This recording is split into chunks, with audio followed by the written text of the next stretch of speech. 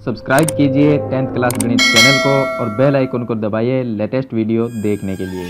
Hello friends, चलिए आज इस वीडियो में सीखते हैं कि समांतर श्रेणी का योगफल है वो कैसे ज्ञात किया जाता है। तो यहाँ पर मैंने दो क्वेश्चन लिए हैं, दोनों क्वेश्चन में हम समांतर श्रेणी का योगफल है वो ज्ञात करेंगे। पहला जो क्वेश्चन उसमें 10 पद तक हमें योगफल ज्ञात करना है और दूसरी जो समांतर श्रेणी है उसके अंदर 20 पदों तक का योगफल ज्ञात करना है।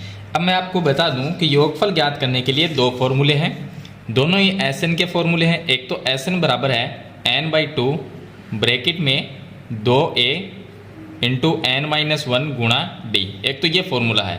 और दूसरा जो फॉर्मूला है एस एन बराबर n/2 ब्रैकेट में a प्लस l। अब यहाँ पर दोनों ही फॉर्मूले से हम समांतर श्रेणी का योगफल ज्ञात कर सकते हैं, लेकिन दोनों में फ़र्क क्या है? तो दोनों फॉर्मूले हैं, इनमें फ़र्क ये है कि जो ऊपर वाला फॉर्मूला है ये फर्स्ट फॉर्मूला, इसमें जब हमारे पास में एक समांतर श्रेणी दी गई होगी प्रश्न में और वहाँ पर a का मान, d का मान और n का मान दिया गया होगा, तब हम इस फॉर्मूले से समांतर श्रेणी का योगफल ज्ञात करेंगे।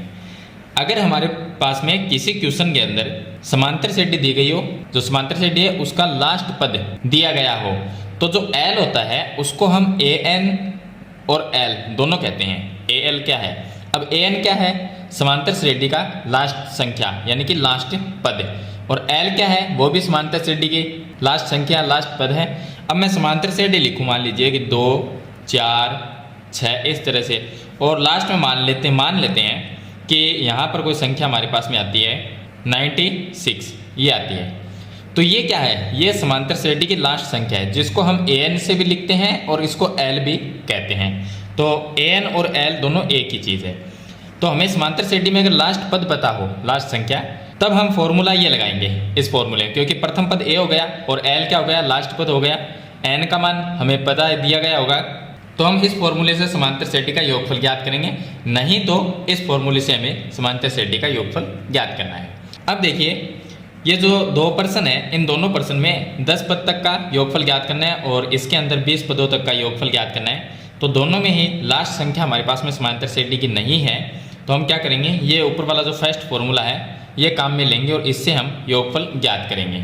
अगर आपको समांतर श्रेणी से संबंधित और भी वीडियो देखनी है तो इस वीडियो के डिस्क्रिप्शन में एक प्लेलिस्ट का लिंक दे रहा हूँ, उस लिंक पर क्लिक करके समांतर श्रेणी की और भी वीडियो आप देख सकते हैं।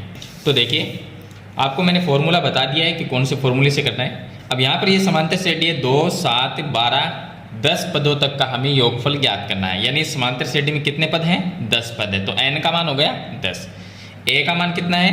2 है, और इसका बीच का सार्वंतर निकाल लेते हैं।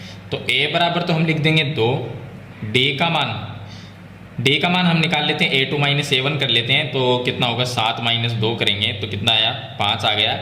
और n जो है, n का मान कितना है? 10, क्योंकि समांतर श्रेणी में 10 पद है, जितने भी पद होते हैं वो n का मान होता है।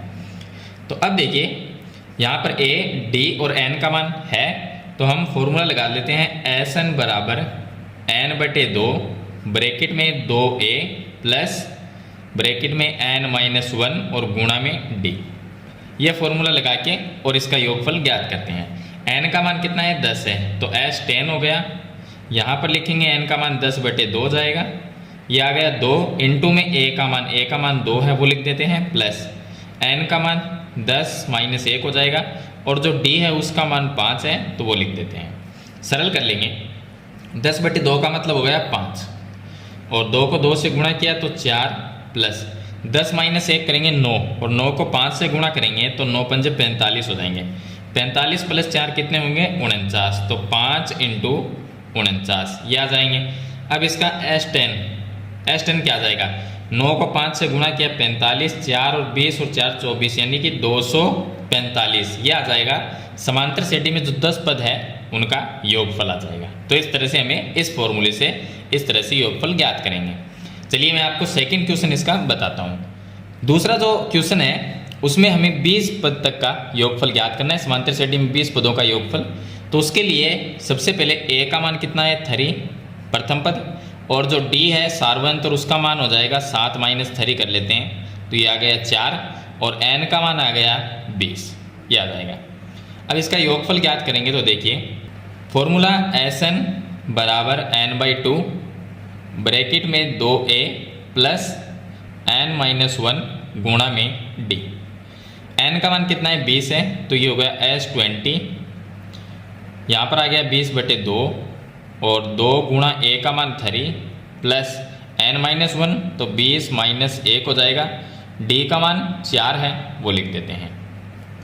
अब यहाँ पर सरल कर लेते हैं, तो S20 बराबर 20/2 का मतलब होता है 10 और 2 गुणा 3 6 प्लस ये आ गया 19 गुणा 4 हो जाएगा, तो 19 इंटू में 4। अब देखिए आगे इसको सरल करेंगे तो ये आ गया 10 और 19 को 4 से गुणा करते हैं 76 हो जाएंगे और 76 में 6 को प्लस कर दें तो 82 हो जाएंगे। तो मैं यहाँ पर लिख देता हूँ 82।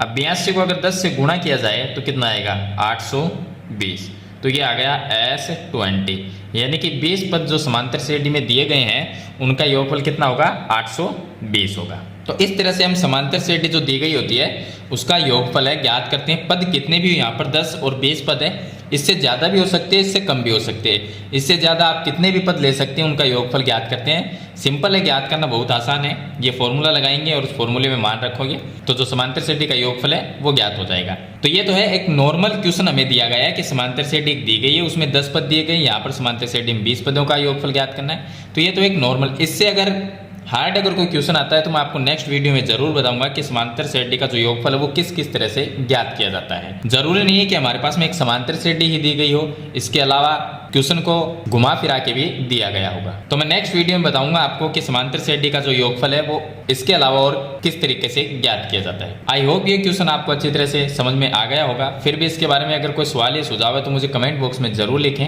आज की वीडियो में इतना ही, मिलते हैं एक नई वीडियो के साथ, तब तक के लिए थैंक यू।